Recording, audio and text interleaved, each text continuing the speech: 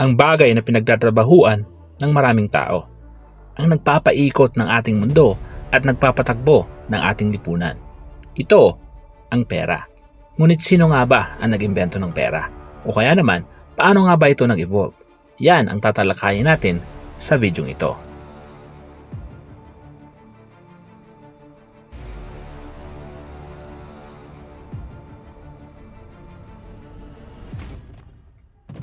Pero bago natin pag-usapan ang evolution ng pera, i-define muna natin kung ano ba talaga ang pera. Ang pera ay anumang item o medium of exchange na nagre-represent ng perceived value o halaga. Dahil dito, tinatanggap ito ng mga tao bilang pambayad sa mga produkto at serbisyo, pati na rin sa pagbabayad ng mga loans.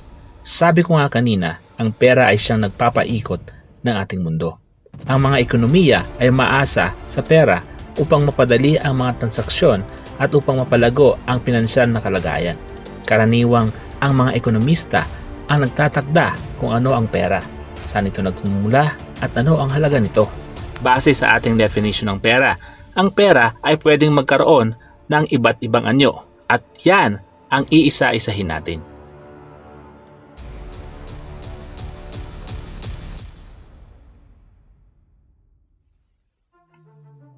Noong unang panahon, bago pa man naimbento ang pera, ang mga tao ay nangailangang makipagpalitan ng mga produkto at serbisyo upang matugunan ang kanilang mga pangangailangan. Ang prosesong ito ay kilala bilang barter.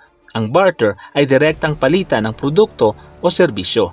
Halimbawa, ang isang magsasaka na may sobrang palay ay maaaring makipagpalitan nito sa isang mga hobby kapalit ng damit. O kaya naman, ang isang mangingisda ay maaaring ipagpalit ang kanyang huli para magkaroon siya ng bigas. Kahit gaano kasimple ng barter, nagdulot pa rin ito ng komplikasyon. Dahil minsan, ang gustong ipagpalit ng isang tao ay wala sa iba. O kaya naman, mahirap i-determine kung parehas ba ang halaga ng isang bagay na ipagpapalit. Dahil dito, naging mahirap ang direktang palitan. Dahil sa mga komplikasyon ng barter, nagkaroon ng pangangailangan para sa isang standardized at mas madaling paraan ng palitan.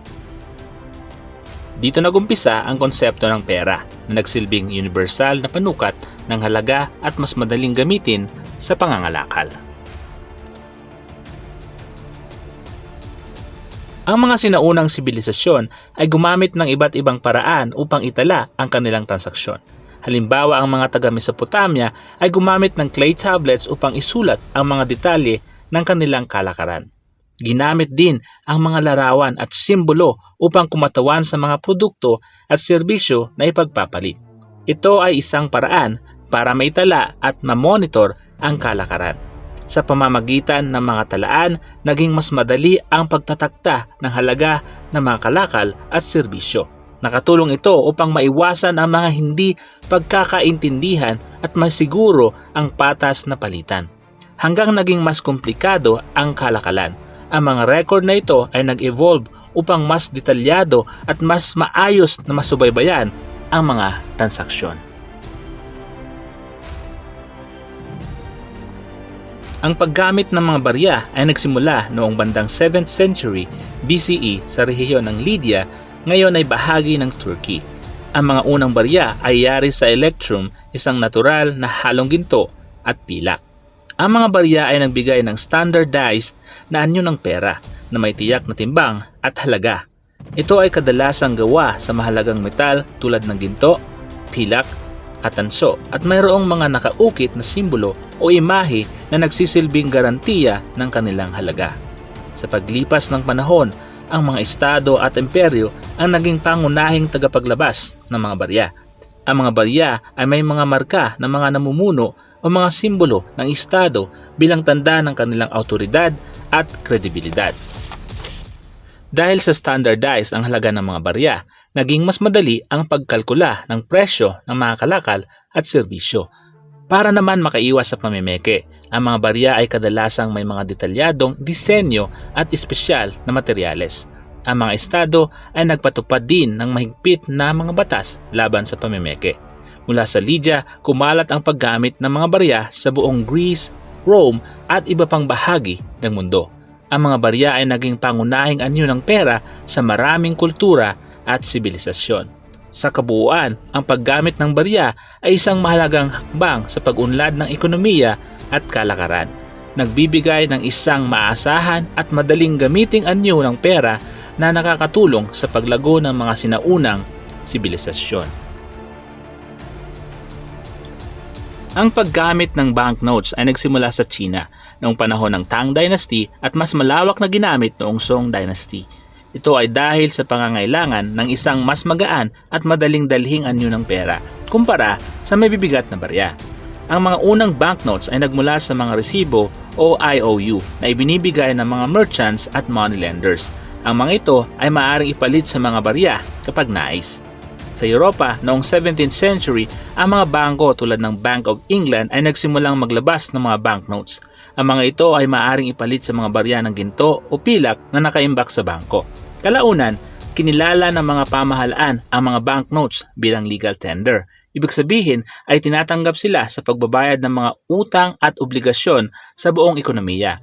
Ang pagiging legal tender ay nagbibigay ng tiwala sa mga tao na tanggapin at gamitin ang mga ito. Para makaiwas sa pamimeke, ang mga modernong banknotes ay mayroong mga security features tulad ng watermarks, security thread, holograms at iba pang mga detalyadong disenyo. Ang mga banknotes ay mahalagang bahagi ng modernong ekonomiya na nagbibigay ng isang praktikal at maaasahang paraan ng palitan na nag-evolve mula sa mga sinaunang pera.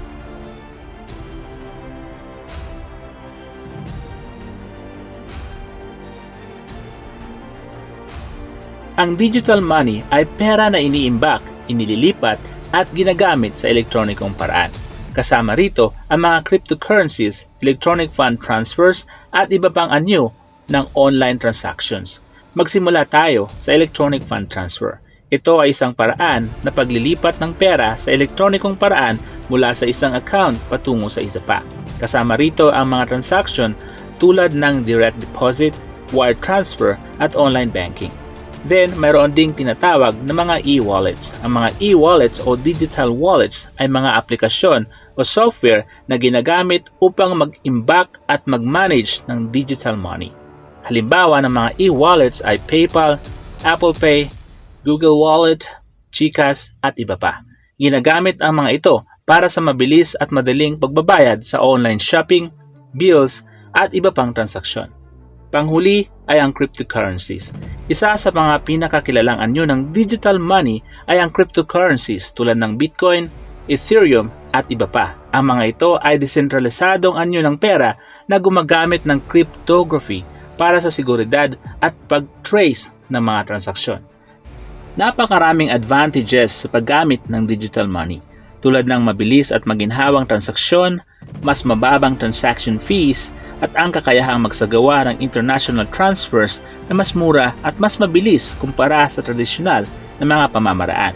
Bagaman may mga panganib tulad ng hacking at cyber fraud, ang mga modernong sistema ng digital money ay gumagamit ng advanced encryption at iba pang security measures upang protektahan ang mga transaksyon at account ng mga gumagamit.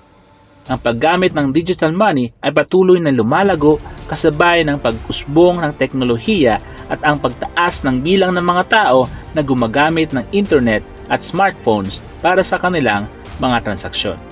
Ang digital money ay isang mahalagang aspeto ng modernong ekonomiya na nagbibigay ng mabilis, maginhawa at ligtas na paraan upang mag-transact sa isang lumalaking digital na mundo.